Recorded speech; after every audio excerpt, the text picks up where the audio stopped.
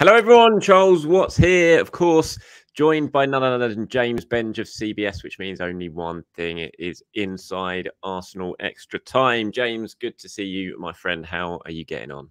I'm great. I'm doing very well. How are you? Yeah, not too bad. Still basking in the glory of my return to the press box, coinciding with a 5-0 win. What a result. At the We'll weekend. need to keep you there permanently. I know, that's what I was saying. I was saying I'm taking full credit for Arsenal's biggest win of the season. I think they put on a show for my big grand entrance return to the press box. Yes, it was very nice being there. Would have been nicer if you were there, but you weren't, of course. I was in a wedding. I was at a wedding in Norfolk. But that was starting at 3 p.m, wasn't it? The ceremony was at 3 p.m. on the dot. I believe I might have this wrong, but I believe Eddie Nketiah struck the moment that the sort of ceremony ended, which I would like to think. I know Eddie's dedicated the hat trick as a whole. The whole hat trick is dedicated to his family.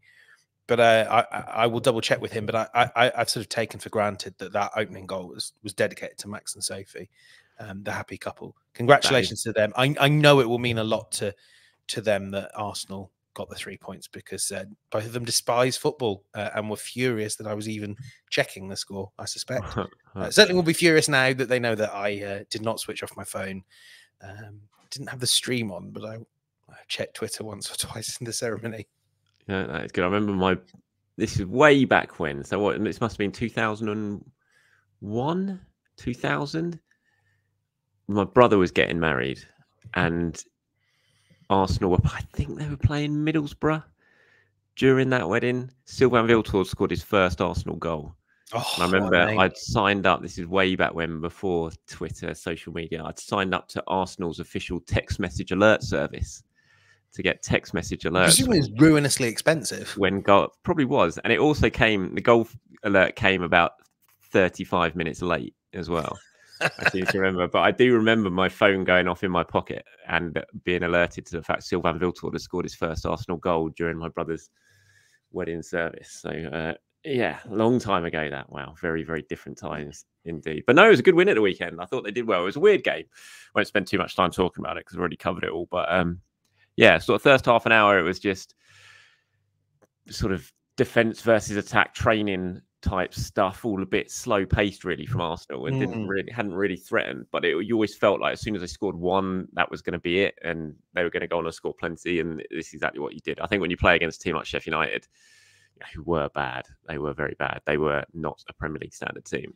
So it's type of performance from Sheffield United. It made you think, how on earth did they go like a minute? Were they a minute away from taking points against City, and deep into injury time, winning at Spurs, and even Man United they pressed, yeah. But it was like they'd come not even for a 0-0. They'd come just to avoid a really heavy defeat, and they kind of failed on all counts in the end and got what they deserved. But yeah, as soon as Arsenal made it 1-0, it was just kind of a matter of how many they were going to get, and obviously a great day for Eddie Nketiah as well. So yeah, did you watch the highlights? I did watch the highlights. Yes, I'll be honest, I didn't watch the full game. I'll skip that one. But I think there's something important about at least turning those games into a proper shellacking. I think it puts your mind at ease a bit, doesn't it, about the attack? Because as much as you sort of want this to be a team that scores 3 goals against mid-table opposition, a lot of teams don't. And Arsenal have not had like the hyper easy fixture list of they haven't had as an approachable a fixture list as, say, Tottenham. And I think we might change our assessment of Arsenal's attack once they've had a few games against your Lutons, your Sheffield Uniteds, where you can actually, I'd say, put together a cricket score, but 5-0 from an England perspective would be quite spectacularly excellent. That way, I think England would be happy with that right now. Yeah, I agree with you. I think it was okay. That was the sort of game where you wanted to just take advantage a little bit and get your goal difference up, and they did that. And I think now only Aston Villa have scored more goals than Arsenal this season in the Premier League. And when you think that's they've done that without basically having their first choice front line together for basically any of it. It's not too bad when we all kind of feel like they haven't really clicked into gear in the attacking sense yet. So yeah, that's not too bad. It was a good performance and a good win, and sort of 10 games in now, that Premier League table's looking really interesting. I think obviously Spurs still going strong. At what stage do you start to consider Spurs as possible contenders? You know, we're 10 games in now, so just over a quarter of a way through the season. At what 37? stage? 37. 36? No, that's harsh. I don't consider them. Did you hear Arsene Wenger talking about them yesterday? I did. He does that, doesn't he? I think that's the thing with Arsene where he doesn't necessarily. Of course, he wants Arsenal to finish above Tottenham, but I think he's a man that's very conscious of his own legacy and doesn't necessarily mind the idea of a lot of other Arsenal managers struggling to finish above Tottenham after he spent so long doing so. Like, they have had a very favourable fixture list. Like, if you look at the XG table, they're 6th or 7th. They've built up such a points advantage. I don't want to crow because I think the one thing I would say is they play fun football if you're a neutral. I know a lot of Arsenal fans won't enjoy watching them, but they do play fun football. There is you know, it's a fun place to be. The fans like Ange, and I can see why. There's a little bit of a feeling for me that it feels a little bit like how Arsenal fans got carried away early in Unai Emery's reign. It's good though, and I think this team will probably get top 4. But yeah. I think they fade away, and I think it becomes Arsenal and maybe Liverpool chasing City or trying to keep City in their rearview mirror. It's such a tough run for Spurs over the next few weeks, and I think that's going to be really interesting to see how they get on. If they came through that, like, I'll have to hold my hand up and say I've got them wrong. What do you think? I just don't see it yet. I think if they have a really good stroke of luck and they keep this team, you know, together, and you have to admit they don't have European football to worry about, they don't have Carabao Cup to worry about, you know, basically until January now it's just Premier League. That's it. So they have got that advantage, and I think they've got a good team. I think their recruitment's looked really smart. Obviously, Maddison's playing really well. Son, we know, you know, basically the best finisher in the Premier League, most clinical finisher in the Premier League. He's just, I don't know what the XG numbers are. I'm sure you know better than me, but they just seem to far outdo their XG to me. And Son especially, he just seems to be such a great finisher. And when you got him up front, and I love Van de Ven by the looks of him, I think he looks like a really, really good defender. And so I don't see them falling away massively. I don't see them challenging Arsenal and Manchester City and probably Liverpool in terms of the top 3.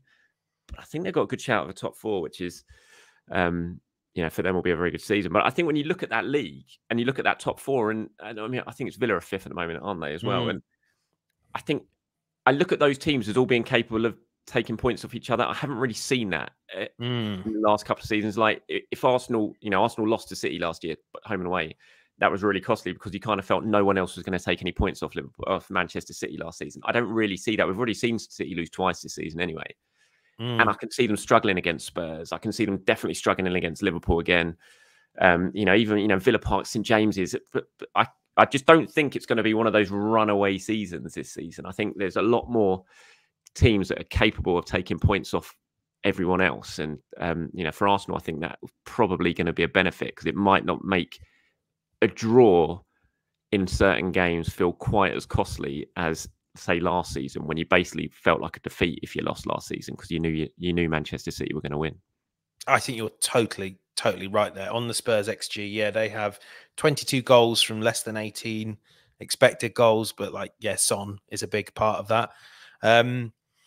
But yeah, I feel like City are a little more vulnerable right now. Maybe again, you know, that they are the masters of getting everyone fit and firing in March and April. And I wonder then, but I certainly agree with you that Spurs, who are normally good for 3 or 4 points against City every season, they feel like a team that can, at home in particular, can really spook the bigger, better beasts of the Premier League. And I think they have a moment where they pretty much play in March or April, Liverpool, Arsenal, City in a very condensed run of games. I don't think that will be the moment their title challenge all falls together, but I think it may well be the moment where they become the sort of Premier League's kingmakers. And yeah, if they keep progressing, that that North London derby at Tottenham Stadium with the energy that Postecoglou and this squad are bringing, that's going to be one of the toughest North London derbies in a long time, even compared to when that Antonio Conte team was humming. Humming, that's quite a phrase. I couldn't quite work out what word I wanted to say there. Hunging? No. Right, we've said enough nice things about Spurs to start off an Inside Arsenal show.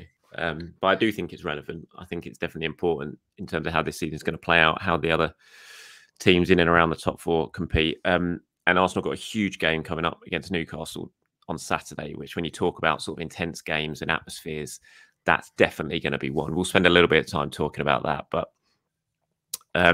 West Ham tomorrow night, Carabao Cup. Interesting game, I think. There's a few side stories. Obviously, Declan Rice, what Mikel's going to do in terms of the team selection, how much of a focus he's going to have on that Newcastle game at the weekend. But he's been speaking today at Colney about the importance of the game, and he says in terms of the Carabao Cup and how much it matters to him, he says he lives it exactly the same as the Premier League. He has the same feeling in his tummy, the same uncertainty, the same way to prepare. I just want to win the game, that's for sure. Now, I don't know what your thoughts are on the Carabao Cup. I had a few questions about it in the show I did this morning, and I think this is a big competition for Arsenal, and I would really like to see Arsenal go far in this competition and win this competition. I think it's there for them to really push on here. If they can get through this game, get a favourable draw in the next round, suddenly you're right at the latter stage of this competition already before it almost feels like the season's got going. And this team, although it might be the Carabao Cup, this team does need a trophy. It would be really beneficial, I think, for Arsenal to win a trophy with this team. And, if Arsenal do get to the final of this competition, are at Wembley, that's going to be a big, big occasion, no matter who it's against and what competition it is. And I think it'd be, I'm really up for Arsenal winning this competition. I don't know about you. Plus, of course, winning a trophy at Wembley in February is great preparation for doing the exact same thing again in June. Yes, exactly. I certainly am of the age where I've been raised on not caring about the Carabao Cup. My view on the Carabao Cup historically has been, give me the best the academy's got. Let's have a look at that. Even now, I sort of see a Mohamed El Neni or a Cedric in the squad, and I'm like, no, this isn't for them. We should have such a small squad that we have to fill it with academy players. I like seeing Charles Sago Jr. not get past the ball by Ben White. However, I agree with you quite a lot, because this, Arteta has won a trophy, but this team, as we understand it, has not. I know Arsenal won the 2020 FA Cup, but and I haven't done the maths here, but Saka, I can't really think of many other players from that Saka team. didn't even play in that game, did he? He was left out. Did Eddie come on? I think Eddie might have come on.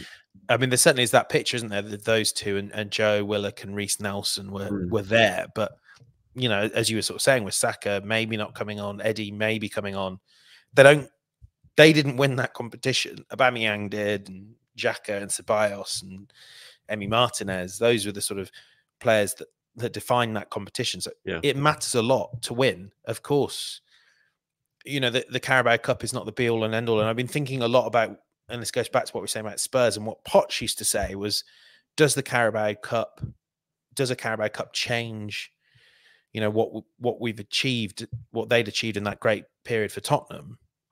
Looking back, yes, it does. You can't know at the time, because you have to put all your eggs in the baskets of the Premier League and the Champions League. And if you said to me, winning the Carabao Cup would cost Arsenal 6 points in the league, I would say, okay, chuck us out of the Carabao Cup, thank you. But it doesn't work like that. You don't know until you're a year gone, until Arteta's gone and this team's broken up, whether it would have mattered to you to win the Carabao Cup. If Arsenal win a much bigger competition, I would never care about how many Carabao Cups they haven't won. But it matters to get into that winning habit. I think this team need to have some experience of a really serious trophy, not the Community Shield, of hoisting that high and they need to get that addiction to winning. If that comes in the Carabao Cup, so be it. It's very obvious, you know, it always seems to help City. It helped those Mourinho teams, didn't it, to just get that taste. So they wanted more, they wanted better. And look, there are an awful lot of Arsenal supporters who have just never seen that competition won and have some bad memories. And yeah, more so than normal, I think there's a real value in this competition. And I'd like to see Arteta go for a strong-ish team and give it a go and try and come away from this tough game victorious. I think West Ham will rotate as well. I mean, they have almost a more grueling schedule than Arsenal with that horrible Europa League Thursday, Sunday thing to consider. Yeah. I'm certainly not suggesting Arsenal go full strength for this game and, like, you know, risk Saka, Martinelli, Declan Rice, players like that for it, especially ahead of that game against Newcastle. But I just feel that I don't want it to be a game where it kind of finishes at 90 minutes with Arsenal not really having got into the game, kind of got brushed aside by a stronger, more physical West Ham side and just going out a bit meekly, because I do think there's a big opportunity there to get a trophy early doors. And you talked about Mourinho there, and that's always kind of held up as the classic example of the Carabao Cup or the League Cup being beneficial to a team, because Mourinho did it with his first trophy and he always pointed to how important that was. And I do think it would be important to this team. You know, you talk about that 2020 FA Cup win, and you're right, there was no real involvement in this current team with that win. There wasn't even fans in the stadium. You know, Arteta had that win, but he wasn't able to celebrate it with fans. And, you know, there's a real need, I think, just to get something to show for this real improvement in Arsenal. And as Mikey says here, it's just forget this competition being bottom of the list. One game at a time. This is a great chance to win another trophy. Some big teams, mainly City, already out. This is a huge chance. Go strong with a few changes and progress. And that's kind of where I sit when this is like, definitely, I don't want it to be a totally weak team. I want it to be a strong team, not the strongest available, but a strong team that has a good chance of beating a very decent West Ham side at home. And that's kind of how I see it. And it's going to be interesting to see what Mikel does. Well, what do you think when you think of, you know, who might start this game? Who are you sort of envisaging in your head who starts this one? I thought it was interesting that Gabriel didn't start on Saturday. And I wonder if he comes in, Saliba gets the rest, and you sort of balance out the back four that way, where that's, you know, Tomiyasu, maybe Ben White's the one to get the rest. Further forward, I think Trossard, Reddy and Raring. I would probably, I'm wondering whether I would play one of Saka or Martinelli. And I think just because it's Newcastle, probably not, but have all those guys in the squad. Maybe hold. Actually, no, go with Nketiah as well. Go with the hot hands. Go with the players that are in form. And really though, like, yeah, I mean, look at your team. I like the idea of that. If I can also turn to a Saka on the bench, a Martinelli on the bench, if the game's there to be won late on, like go and win it. Maybe even add a little bit of ballast to that midfield. I mean, you've gone for a team without Declan Rice. I presume that's your team because, Charles, you know that he's going to start Declan Rice back at the London Stadium. I can't see him starting Declan Rice. He was talking about him in the press. Did you see what he said today about him in the press? Saying, yeah, he's definitely in contention to play, and it was a beautiful thing. But I think when you have a list of the most important players in this Arsenal team now, I mean, if Declan Rice isn't at the very top, he is definitely in the top three. And with that game against Newcastle, I know Mikel said in the presser today that his focus is on West Ham. He's not even thinking about Newcastle. I don't believe that for a second. And I would be really surprised. I think Declan Rice will be on the bench, and he tends to do this in the Carabao Cup. There'll be strong players on the bench. I can't see it's going to be a Wenger-like Carabao Cup. It won't be full of kids on the bench. It'll be full of, you know, Saka, Martinelli, Declan Rice, players like that, Odegaard on the bench. But I don't think he'll start. I do look at this team that I've gone for, and this is obviously just me predicting. It's nothing based on fact. I do look at that midfield and wonder if that's a little bit light. You know, he might well go with Eddie as a striker and put Havertz in there in place of one of maybe Smith Rowe Vieira. But then if you're not going to play Smith Rowe Vieira in this game, when are you going to play him? And So yeah, and I think this is a decent side. I mean, he could potentially play Trossard up front as well, so he does have options. You know, in defence, he went with Kivior at left back against Brentford, and he had Tomiyasu at centre back. You know, he could flip that round this time. Although Tomiyasu, I think, starts against Newcastle. Yeah, I'd be surprised 100%. if he doesn't. So maybe Zinchenko could start this game. It's the talk of the town, isn't it? Is this a game to bring Zinchenko? I mean, he won't, but this feels like a game to bring Zinchenko in as the left 8 or an 8 of some description. Yeah, he could do, but I highly doubt that because we've just not seen it. It just doesn't feel like it's something that he's considering, even though, you know, the rest of us all think it's probably a pretty good option. He's got lots of options. I think, you know, you look at the squad now and you look at the strength of it, and he does have a lot of options to have a really strong team out, whatever he goes for. And even if he does, which I think we all expect he will, think about the Newcastle game when choosing this 11 on Wednesday night. There's so many options there. And, you know, Brentford was a strong team. I can't imagine we're going to have another Charles Sago Jr. moment in this one. I think Seems unlikely. He might be on the bench, but I don't think we'll see one of those younger players starting, because there is definitely options there and players who need minutes. It was good to see Smith Rowe play at the weekend. I thought I'd called for it in the build-up to that game. I said it felt like one where if you're going to bring Smith Rowe in for a Premier League start, that was the perfect game given the type of sort of formation and setup that we thought Sheffield United would go for. You know, he didn't do anything spectacular, but I thought he played all right for his first start in since April 2021 or wherever it was. And it'll be good to sort of build on that momentum on Wednesday night. I think Vieira starts, surely. Vieira starts in this game. I just think Jorginho. Do you really think he'll play Partey? Rice. Bryce, sorry, not Partey. Yeah, I think he will. You think he starts Declan Rice? Yeah, because I agree with you that but, you know, managers always say this to us, that I always feel like journalists are more worried about injuries than managers.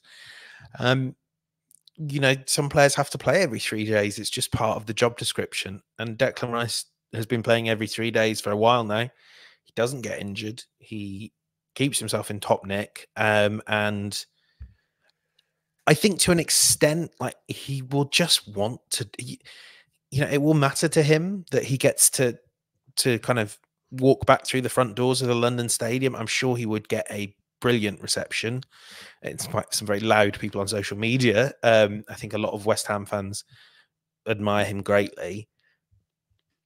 And yeah, I think sometimes you do just have to sort of let players have those moments. And I'm sure you'd get a brilliant game from him. And hopefully with Rice on form, you can then take him off on the hour to the adulation of the London Stadium and wrap him up in cotton wool. That's what I would swap him in for Jorginho, because it wouldn't shock me at all, especially based on how well he played St James's Park last season, if Jorginho's in the 11 for the game on Saturday. Is it afternoon or evening? Saturday, 5:30.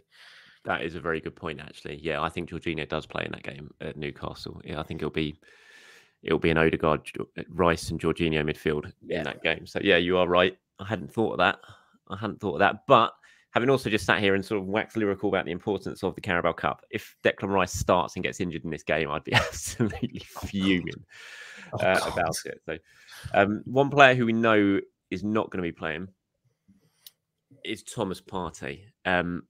I wanted to talk about these. I thought these were really interesting comments from Mikel Arteta about Partey today at the press conference. In terms of the timescale for the injury, he said, I think he'll be out for weeks. I don't know how long, but he's got another appointment today, and we'll see more after that. And then this was the interesting one. When he talked about if there's wider concern about his injury record, he says it is a big concern because when Thomas is fit and available, he's been part of the team. We've seen the results and the impact he's had. This season, we have more protection, especially for that reason, because we know in the last 2 seasons what has happened and the result it had on the team. We had to address that, and now it has happened.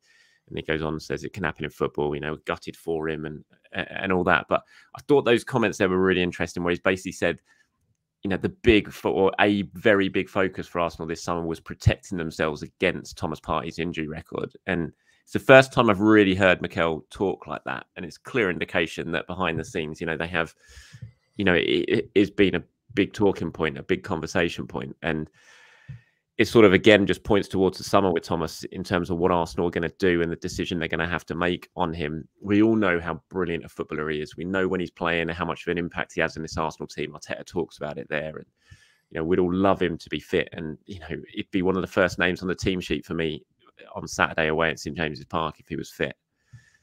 But this is such an ongoing thing. And a lot of people get in touch with me and say, oh, it's too much focus on Partey's injuries. I think I've got a comment here from Nikelon Bambo, who says, I feel Thomas Partey has been very disrespected by both Arsenal fans and outsiders. Declan Rice has been amazing for us, worth every penny, but on the ball, he still couldn't tie Partey's laces.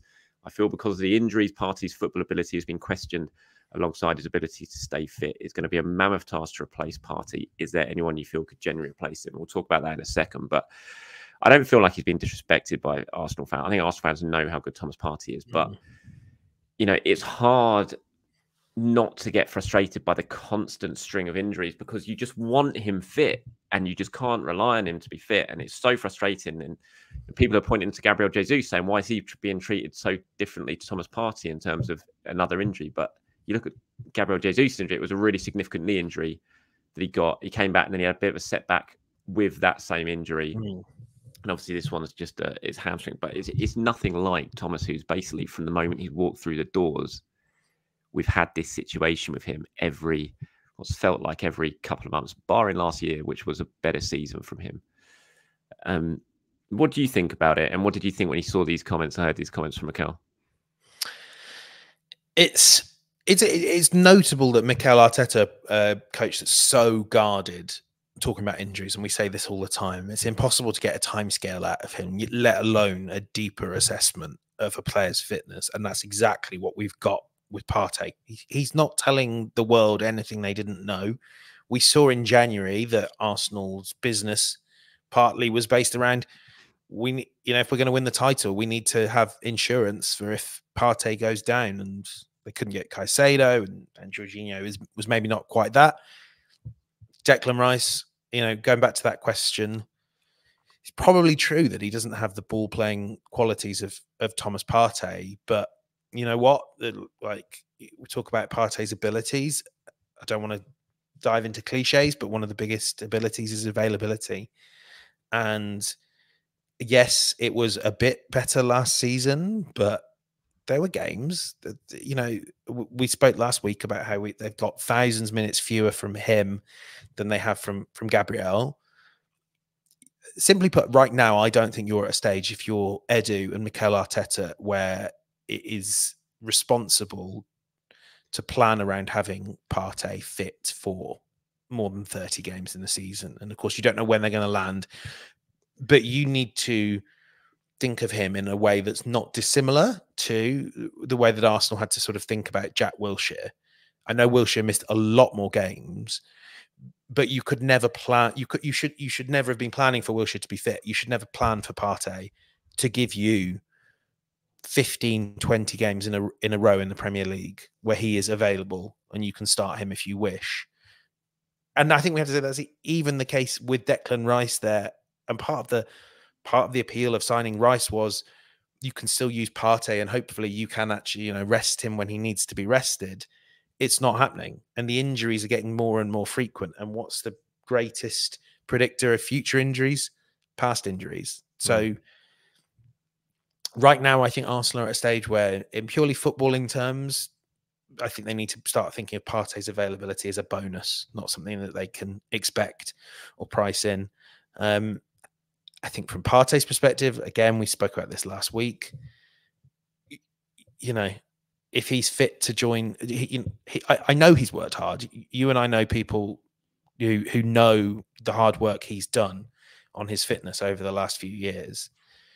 Maybe there needs to be something a bit more profound, or maybe it's not going to happen. I think Arsenal Arsenal, Partey, they all need to start planning around what they do if he's only available intermittently between now and the end of the season. Yeah. Well, I think these comments basically say that Arsenal have done that, haven't they? Yeah. They've sat down as someone, they've decided, right, we cannot, like you said, rely on Thomas Partey being fit or expect Thomas Partey to be fit for the majority of games. We have to protect ourselves. And they've done that. Like that question here was talking about the mammoth task of replacing Thomas Partey. I think I think Declan Rice is the replacement for Thomas Partey.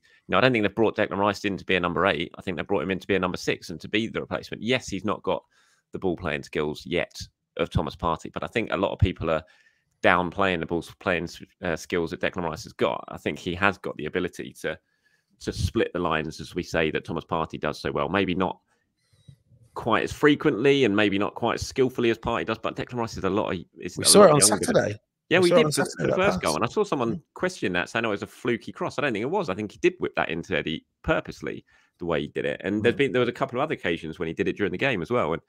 And, he's still learning. He's far from the finished article. And I think that's what's so exciting about Declan Rice is his ability to learn and to improve season by season. And, I think Arsenal brought him in to be Thomas Partey's replacement. I'm absolutely convinced of that. So I don't think there's a signing is going to happen this summer to replace Thomas Partey. I think a signing will happen this summer in central midfield to complement what Arsenal have already got in that midfield. And it is a shame what's going on with Thomas. And this one particularly was so frustrating, wasn't it? It was just like he just got himself back fit. He went away, as we spoke about on last week's show, didn't we? It just felt like that was one international break he really could have done without going on. Now, here's a question for you. Yeah. Given what we know now, and given the fact that we know that Arsenal signing Thomas Partey midway through the pandemic was a big financial hit, required the owner's support. Given what Arsenal have got from him, would you, if I put you in a time machine and sent you back, would you still do the deal? You just literally wanting me to be aggregated now, don't you? And headlines. Well, I think I'd do the deal now. Yes, I would do the deal now because I don't think you can. That was a really exciting deal to be done. That's signing a top player who didn't have previous record of injuries. So yeah, I absolutely would still do that deal because he's such a good player and what he would have brought to the team. Obviously, I'd have liked the few years afterwards for it turned out differently and for him to be fit constantly. But I still would have done that deal because I think he's such a fabulous footballer, and we've seen that from him as well when he's been fit. He's given us so many good performances that. I think that's what makes it doubly frustrating, though, isn't it? Because you just want him fit all the time to be able to do what he does all the time because you just know he improves Arsenal when he's in this team. But I thought those comments from Mikel today were really, really interesting in terms of potentially the long-term outlook when it comes to Thomas Partey and Arsenal. We know in the last summer, had a really decent offer come in that it probably would have been something that Arsenal looked at and discussed. That didn't happen. But, with his contract situation the way it is, it'll be very interesting to see what happens with Thomas at the end of this season, I think. Right, so I just wanted to spend a little bit of time because I know this is something that really interests you. You would have been getting your alerts on your phone. Did you get an alert saying Arsenal penalty on Saturday? No. You didn't? No, because I would immediately have tweeted out the piece we're going to talk about. Yeah. So Fabio Vieira took it. This one was a little bit different because Eddie did have it in hand, obviously. And then Fabio came to him and said, can I have it? And Eddie, being the way he is, gave it to him, which is very, very nice that Fabio I'm not sure if his wife had the kid at that point, was about to, but they have had the kid now. I saw the picture on Instagram of a little baby hand in Fabio's hand. So it's another different penalty taker for Arsenal this season. Now, on screen here, if you're watching on YouTube, I've brought up a couple of questions that James asked Mikel press conference before Chelsea, wasn't it? Before Chelsea. I was hoping they'd get a penalty then. Yeah, and you wrote a piece. They should have got a penalty then. You wrote a piece on Arsenal's different penalty takers and, what it could mean and how beneficial it could be to having so many different options that a goalkeeper, a goalkeeping coach, when they're sitting down and working out what they can do, they can't really plan for it because they don't know really who's going to take it on any given day. So why are you so intrigued by the whole penalty thing when it comes to Arsenal? Well, I mean, if we start by putting some meat on the bones there, that's now since Bukayo Saka stepped up, and you remember this game, Chelsea away, the 4-2 win. So the last minute, Mikel Arteta is expecting Gabriel Martinelli to take the penalty. Saka takes it. The first penalty since Euro 2020, scores it. There's been 12 penalties since. Now with Fabio Vieira, that's 6 different takers Saka has taken the most, but Gabriel Jesus has taken one. Martinelli's taken one. Erdegaard, Havertz, Vieira. It's clearly one I'm missing. Nketiah hasn't. Jorginho hasn't. I mean, there's a lot of potential penalty takers in the squad that we haven't even gone through yet. What I find intriguing is if you go and compare that to the top clubs, and City had penalty, of course, this weekend. Erling Haaland took it. Liverpool, Mo Salah has taken every penalty he's been on the pitch for since the start of the 2020 Premier League season. Do you remember there was a moment with Salah where people had an idea that he always goes bottom left? How can you possibly prepare for an Arsenal penalty kick when you have pretty much no idea who's taking it? I think that unpredictability is a little bit of a swing factor now that coaches more and more and more are preparing for penalties, and it will be ultra intriguing if Arsenal get to the Champions League and they have that high stakes shootout. For one, Arsenal are going to have a bunch of players who have taken a penalty in a competitive scenario. Now, I know that Fabio Vieira's the stakes weren't the highest, but it is incredibly helpful to have done that in front of a crowd. Everyone always says, don't they? How many times have we seen England players say you can't really practice for penalties at a tournament? Well, this is great practice. The other side of it, which I really like, and this is a reference to Fabio, you don't get many sort of 0.8, you don't get many games and many opportunities in the game where you have an 80% chance of scoring a goal. So Havertz gets one as a sort of narrative boost to his Arsenal career. So did Saka. Now Fabio Vieira is sort of, it seems like Fabio Vieira has gone up to Eddie Nketiah and said, Eddie, my partner's about to have a baby. Would you mind if I take a penalty so that I can celebrate? It's really like, it's a great way of providing this sort of momentum boost and getting people a bit G'd up, a bit confident. I really like it. I think it's really interesting, and it may make zero difference to Arsenal. But it's interesting that sort of Arteta basically says there's a list, but no one follows the list. We just sort of do what we feel like. I like it. You know, it's a moment where, as a footballer, I think your head just has to be in the right place to take a penalty. And Arsenal clearly seem to be thinking, let's get our head in the right place rather than let's worry too much about, you know, the hierarchy and who is the player that gets all the goals. I mean, which way do you think there's a right way, or is it just a curio? Well, I think the right way is just scoring the penalty. Yeah. Well, they have scored every one bar one. Yeah. Saka's miss against West Ham. So yeah, it works. So yeah, as long as it works, I'm fine with it. I admit when Havertz stepped up at Bournemouth, I was really worried, just because I felt like that almost would have done him. Well, I think it would have done him more harm than good had he missed that. You know, there was an awful lot of pressure on him to score that penalty. Fair play, he stuck it away. I had no issue with the Vieira one this weekend. Obviously, it was very apparent by his celebration. Immediately, it became clear why he was taking it. I think it was really nice of Eddie Nketiah when he had a chance to score 4 goals in a Premier League game to actually do it. I know a lot of strikers, it would have been like, jog on, Fabio, no time. You having that. So fair play to Eddie for doing it. It actually made me feel slightly, in the long term, slightly less disappointed that I've left Eddie Nketiah on my FPL team bench at the weekend. So instead of missing out on 22 points, I only missed out on 17 points. So yeah, no, I think... as long as it works, I've got no issue with it. I'm sure there is, you know, in really sort of high stakes games, we're not going to see them do that sort of thing. It'll be Odegaard or Saka, won't it? I think those are certainly the two top of the list when it comes to priorities. But it's definitely nice having those different options. And I think you saw in the Community Shield shootout the quality of Arsenal's penalties. They've got a lot of good penalty takers in that team. And I think they won the Emirates Cup in a penalty shootout as well, didn't they? At the Emirates against Sevilla. Aaron Ramsdale saving quite excellently. Yeah, and so yeah, they've got some good penalty takers in there. So as long as the ball keeps going in the net, I'm very happy. Obviously, Eddie kind of in that conversation there, and big day for him on Saturday. Fabulous hat trick. I mean, the third goal it was weird being there. The noise, and you can even hear it in the just the highlights when you watch it. The roar when that goal goes in. It's a kind of goal roar, but it's also what the bloody hell did I just see roar? It was like he can't. Eddie doesn't do that. You could. You could really hear that around the stadium. Everyone immediately talking to each other. Like, my God, Eddie Nketiah has just scored from 25 yards. It was just the stunned noise of a crowd celebrating a goal that they thought they didn't really think the player who scored it had it in him to do that. We've just never really seen him do that, and it was clearly a goal of a very confident striker.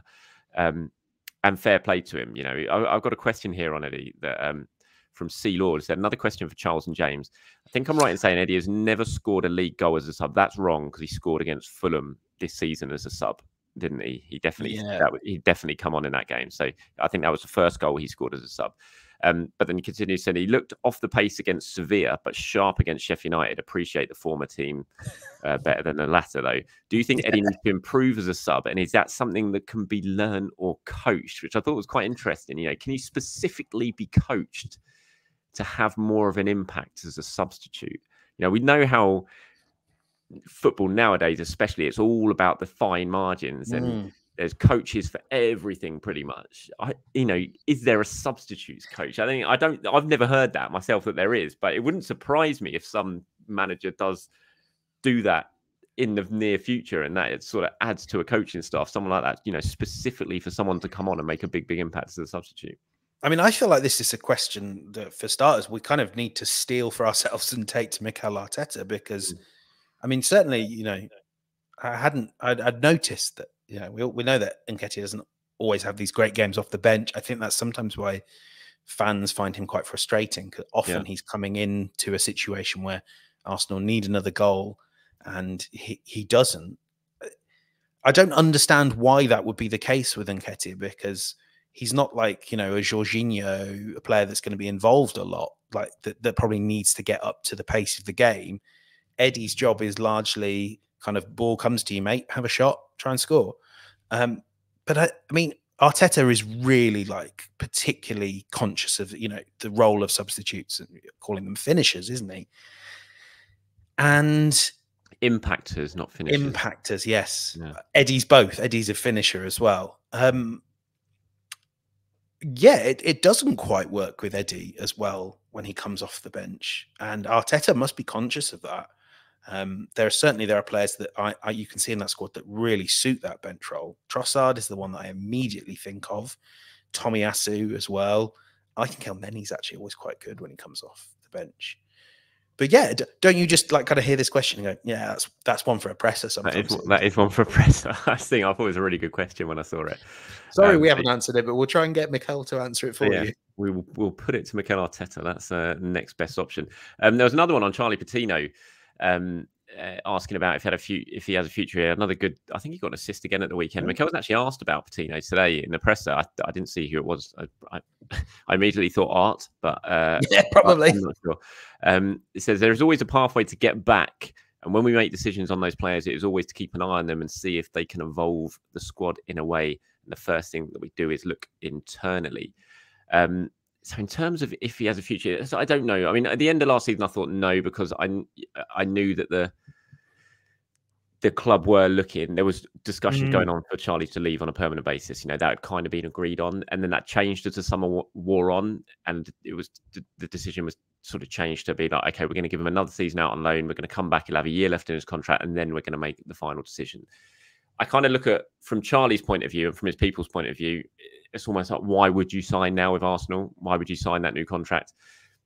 He's had a really good year last year at Blackpool. He's having a really good year this year at Swansea. He'll have loads of options, I imagine, come the summer, especially if he continues his form he's shown for Swansea. It almost feels like for him the best thing to do would be to leave, because I don't really see him coming back and immediately walking into this Arsenal team next season, or even the Arsenal squad, to be a regular starter. And he needs minutes. He's such a good player. He's clearly a very good player, a talented player. He's going to get better and better with the more minutes he plays. And I don't really see the benefit of him sticking around if he's not really going to get that time here. He could sign a new contract. He could go out on loan again, but then you're just in that kind of limbo world there of being out on loan, coming back, going out on loan. And it feels like he is going to need a place to really sort of, you know, just to call his own, be his home, and really sort of settle down and to make that move. So, you know, my personal opinion is that I think his future probably still lies elsewhere. But, you know, if he absolutely tears the place down the second half of the season at Swansea, then he's going to certainly give Arsenal a decision to make. And, you know, you don't want to be giving away your best young talents. So I think there would be a decision to make ultimately at the end of the season. But I still feel to me that his future probably lies elsewhere. Yeah, I agree. I mean, the only thing I would say is time is sort of still on Patino's side more than maybe others. We've talked about him for a very long time, and I hadn't sort of fully twigged. He has just turned 20. Yeah, 2 really weeks ago. Happy birthday for a fortnight ago if you're watching, Charlie. So if the right deal doesn't come for Charlie and Arsenal this summer, and I think it should be a very competitive deal, if Patino's happy with it, I think kicking the can down the road with something like a 2-year extension, another loan to, I think it looks like the time is coming, a goal and 4 assists in 11 championship games. It looks like the time is coming for him to test himself in the Premier League. Like Arsenal on this occasion, take your time and get as much intel as possible. I think. Well, I think that's what led to this decision last season in the summer. They changed their thinking on it and thought, you know what, it's probably better if we do give him another year and then reassess. We all get together and reassess. So I think that's kind of how they are looking at it right now. But I mean, I think the advantage of this is, you know, his camp is full of people that know the industry, that know what they're doing, and that won't sort of make an emotional decision. You know, that they'll have an understanding of what the career path is for Charlie, and they'll know that 90% of the paths that he could take will end up with leaving Arsenal. But it's about getting the right move at the right time, and not just sort of saying, right, a Premier League clubs come in. It's pick a dysfunctional club at random, Nottingham Forest or Chelsea. Like, you know, then don't do that, Charlie. Like, go out on loan, take your time, because he's so good that he should find the right path in due course. When you look at Arsenal's midfield, I mean, this summer, technically, Jorginho, Elneny and Partey could all go. I'm not saying they will, but technically there is a chance that they could, given their contract situations. And then suddenly that pathway that doesn't really exist becomes pretty clear, you know, a lot more clear than it has done. Yes, Arsenal would look to replace those players with some signings, but yeah, I mean, I think it's a wise move to kind of reassess it and sit down and talk again in the summer and see how he gets on, see where everyone is. I do still feel, as I said, that he probably, if you're asking me right now where his future lies, it probably lies away from Arsenal, but there is certainly still an opportunity there for him to make it here and come back, and it'll be interesting. I just hope he carries on doing what he's doing at Swansea, because it's great to see him. We're going to have to wrap this up pretty soon. I wanted to ask you about this. Did you notice this after? If you haven't, I will send you. Have you noticed it? No, what is this? Right, let me send you this to have a look. I noticed it. And let me open my WhatsApp and send this to you so you can have a look. Turn the volume down so we don't deafen everyone when you're listening to it with the commentary. But just watch Martinelli after Eddie scores his hat-trick goal, and it certainly caught my eye when it happened.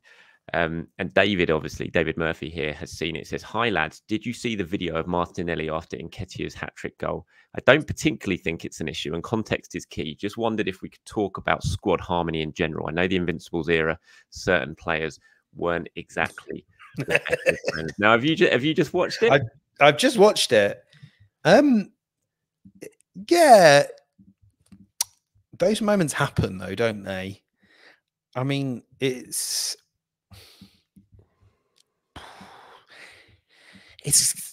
if it were the fact that it's Gabby Martinelli, who is by all accounts kind of just an absolutely lovely guy. Yeah, I think it's probably just a moment where he thought, I'm in here, and you know, there's not maybe a problem for a forward player to go, oh yeah, Eddie's got his hat trick, but I want my goal. And I get the impression with Gabby that he always wants his goal or his assist.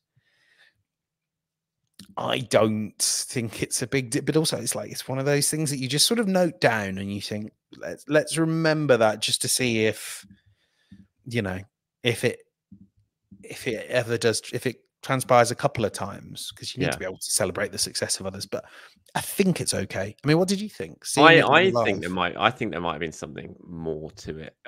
Not in terms of anything bad. I think he might have had some sort of injury issue or something, and he was just walking off. Because when you see it, he kind of almost limps as he's turning, and he's kicking his heel, and then he walks straight off. He's not walking back; he goes straight over. You can see it later on in a different celebration that he's gone over and he's talking to the coaches. He's having a drink with a couple of the coaches, and it made me think there was potentially. He went off a few minutes later, as well. So it wasn't anything that I was. Yeah, I had too many issues, and I'm trying to bring up a picture, but I'm failing miserably to do it. With AI being what it is today, couldn't Arsenal just have sort of replaced him with a bit of floating turf? So I did. There's another picture of Eddie celebrating his first goal, and no, it's his second goal. Sorry, and Martinelli is the first player to him celebrating that goal. And you can see it, he's running off as soon as he scores. Swivels, hits the top corner. He heads over towards the North Bank, the corner flag section, and Martinelli's the first player chasing after him to celebrate that goal. So I don't think it was anything between any sort of beef between the two players. It did look a bit weird, and I remember when I saw it first time, I saw one of the replays. I was like, that was a bit odd, and other people have picked up on it as well. But I don't think it's anything about squad harmony or anything like that. I think it was more he might have been having some sort of issue with his ankle or something, and he was just wanted to go and have a word with one of the coaches straight away, and he wasn't feeling particularly happy with the ankle. But in terms of squad harmony, look, no one in squads, people aren't going to be friends.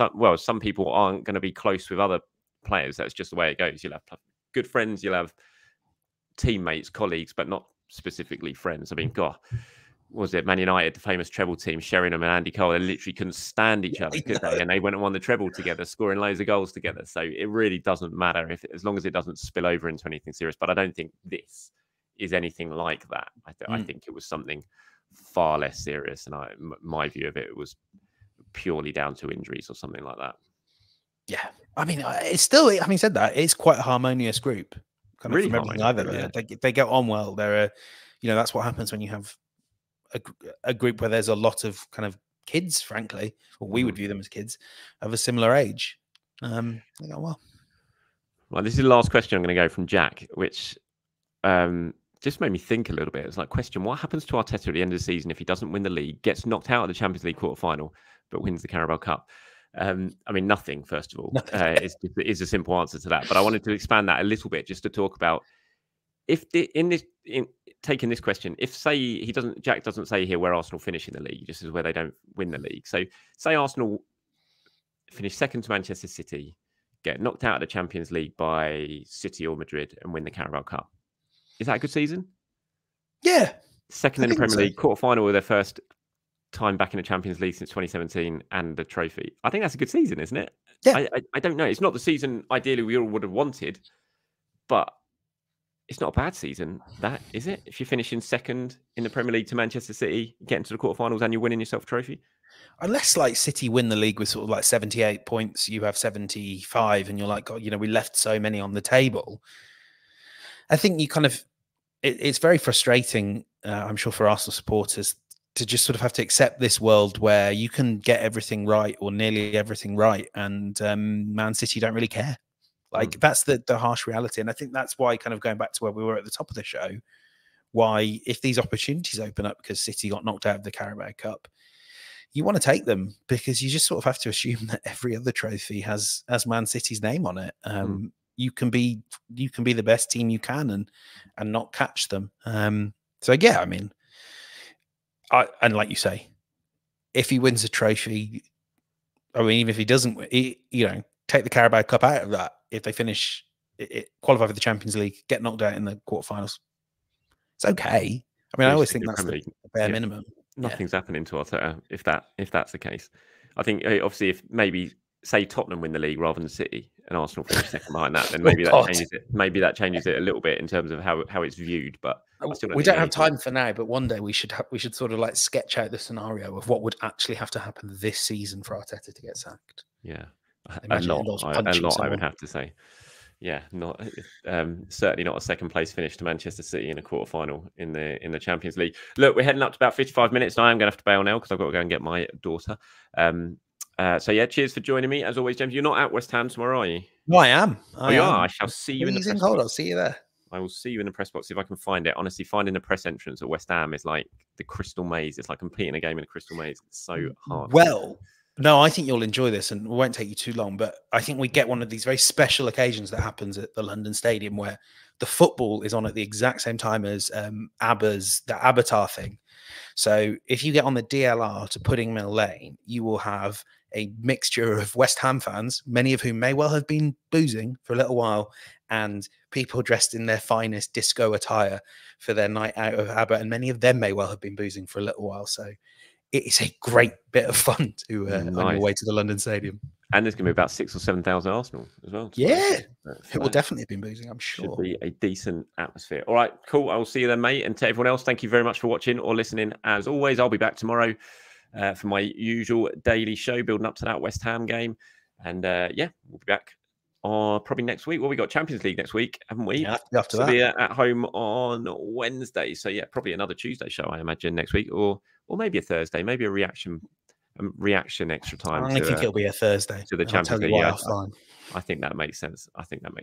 All right, mate. Have a good one. I'll speak to you very, very soon. Bye bye.